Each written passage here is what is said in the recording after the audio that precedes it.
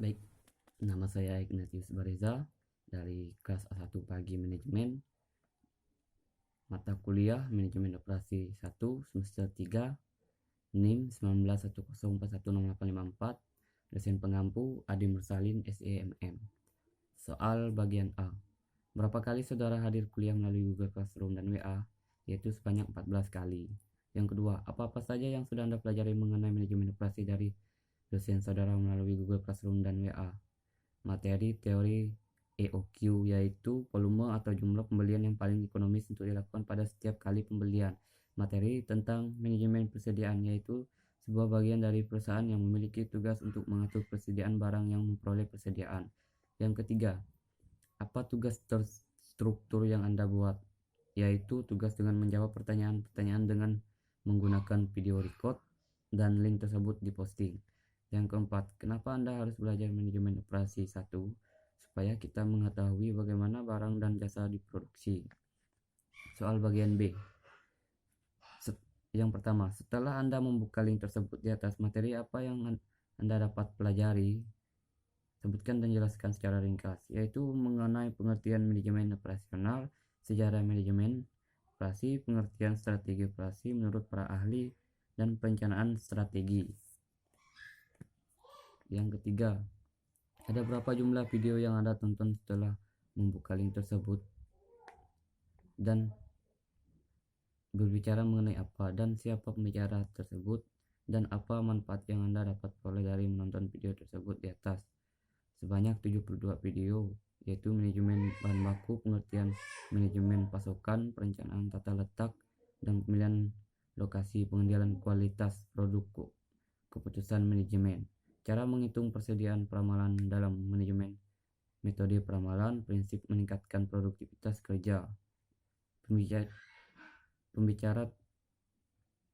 video tersebut yaitu Stephanie Goni, Dewi Kens, dan Purwanto. Pentingnya belajar manajemen operasi karena manajemen operasi bagian termahal dari suatu organisasi. Yang keempat, jelaskan apa yang dimaksud dengan persediaan. Kenapa manajemen persediaan begitu penting bagi perusahaan? Karena pengelolaan fungsi penyimpanan dan penanganan persediaan untuk mencapai tingkat pelayanan pelanggan yang lebih baik, meningkatkan turnover persediaan dan keuntungan bagi perusahaan. Karena tujuan utama setiap perusahaan adalah mengoptimalkan laba perusahaan karena akan terdampak pada kelangsungan usaha. Yang kelima, apa yang dimaksud dengan just in time dan apa manfaatnya bagi mahasiswa dan bagi perusahaan?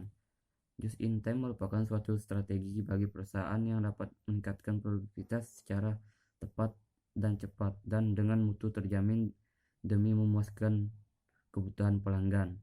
Manfaatnya untuk meningkatkan laba dan posisi persaingan persediaan yang dicapai melalui usaha pengendalian biaya, peningkatan kualitas, serta perbaikan kinerja pengiriman. Soal ke-6, sebutkan dan jelaskan metode-metode peramalan yang dapat digunakan oleh perusahaan. Mengapa peramalan perlu dipelajari oleh mahasiswa yang mengambil mata kuliah manajemen operasi? Peramalan jangka panjang digunakan untuk merencanakan produk baru, pembelajaran modal lokasi atau pengembangan fasilitas, serta penelitian dari pengembangan. 7. Bagaimana cara Anda meningkatkan produktivitas tenaga kerja karyawan diperoleh yang Anda pimpin?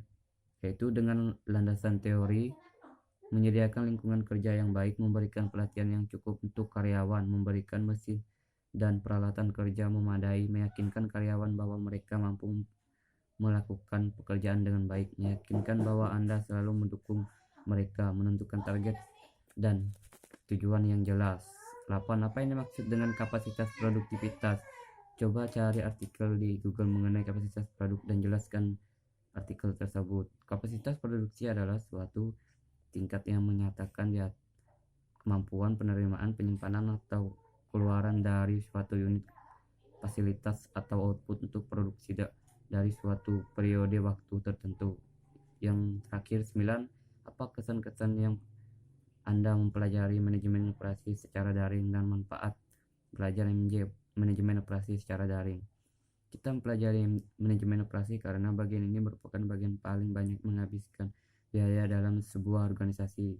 Tetapi secara daring ini sangat sulit untuk bertanya jawab karena materi tersebut hanya dibagikan, tidak ada dijelaskan. Sekian dari saya, terima kasih.